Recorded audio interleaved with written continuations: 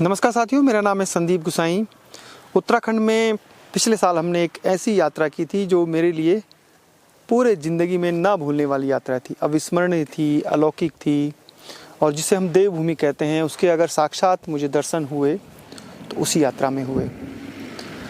वैसे तो हर 12 साल में उत्तराखंड में 280 किलोमीटर की नंदा देवी हिमालयी महाकुंभ एक यात्रा होती है, जो चमोली गढ़वाल से शुरू होती है, नौटी से और होमकुंड तक जाती है।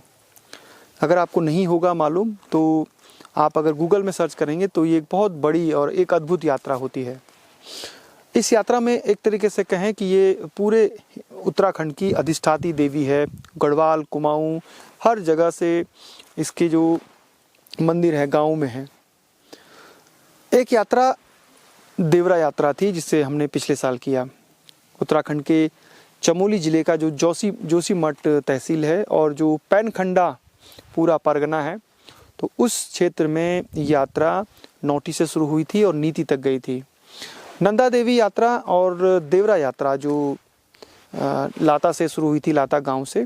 लाता गांव समुद्र तल से लगभग 2600 मीटर की ऊंचाई पर स्थित है और जो जोशीमठ है वहाँ से नीति जो नेशनल हाईवे है, नीति हाईवे, उसी घाटी में पड़ता है।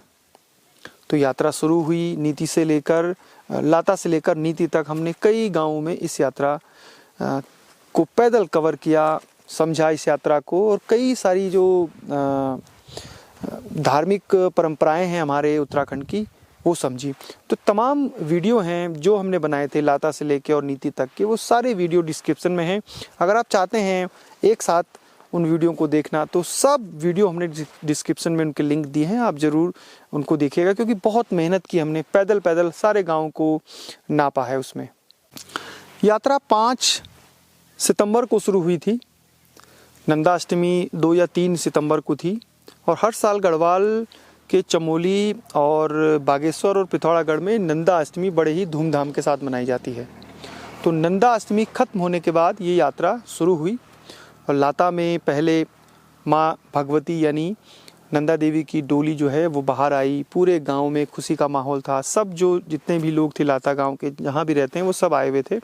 उसके बाद लाता गांव में जो बहुत पुराना मंदिर है, करीब 8वीं या 12वीं शताब्दी का वो प्राचीन मंदिर है भगवती का, वहाँ से फिर वो तोलमा जाती है, तोलमा से फिर वो फागती जाती है, फागती से फिर वो जुम्मा, जुम्मा से फिर वो द्रोणागिरी, जो जुम्मा से कागा, कागा से द्रोणागिरी, द्रोणागिरी से गरपक, गरपक से फिर वो भगवती की डोली जो है वो झेलम आती है, झेलम से फिर वो कोसा, कोसा से मलारी, मलारी से आगे फिर कैलाशपुर, बम्पा और गमसाली और फिर लास्ट में नीति। इस यात्रा में केवल धार्मिक यात्रा ही नहीं थी, बल्कि नीति घाटी की जो पूरी सांस्कृतिक धरोहर एक तरीके से इसको कह सकते हैं। और जो सलूर डुंगरा में जो रम्भाण है, यानी जो रामायण का एक मुखौटा नृत्य दिखाया जाता है, उसमें भी पूरी मुखौटा नृत्य का हमें दर्शन हुए 3 जगह पे, झेलम में, मलारी में और नीति में।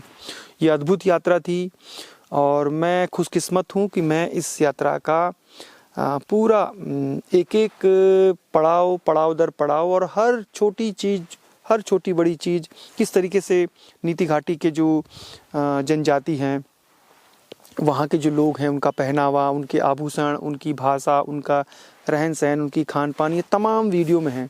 और मुझे दुख इस बात का हुआ कि इतनी मेहनत करने के बाद लाता से लेकर नीति तक हमने करीब 17, 15, 16 जो एपिसोड पूरी सीरीज़ बनाई थी, उसे बहुत कम लोगों ने देखा। जबकि मैं चाहता हूँ कि इसको लाखों लोग देखें कि उत्तराखंड में संस्कृति किस रूप में आज भी विद्यमान है। तो आप एक बार डिस्क्रिप्शन में ज़रूर जाइए, चेक करिए, आपको भी एक धार्मिक और एक साहसिक यात्रा का अनुभव ज़रूर होगा। आगे और भी जो हमारी सीरीज़ बनी है उसकी हम जानकारी देते रहेंगे आपको। डिस्क्रिप्शन ज़रूर चेक करिएगा, आपको सारे वीडियो के जो लिंक हैं उसमें मिल जाएंगे। जय नंदा, जय हिमाल।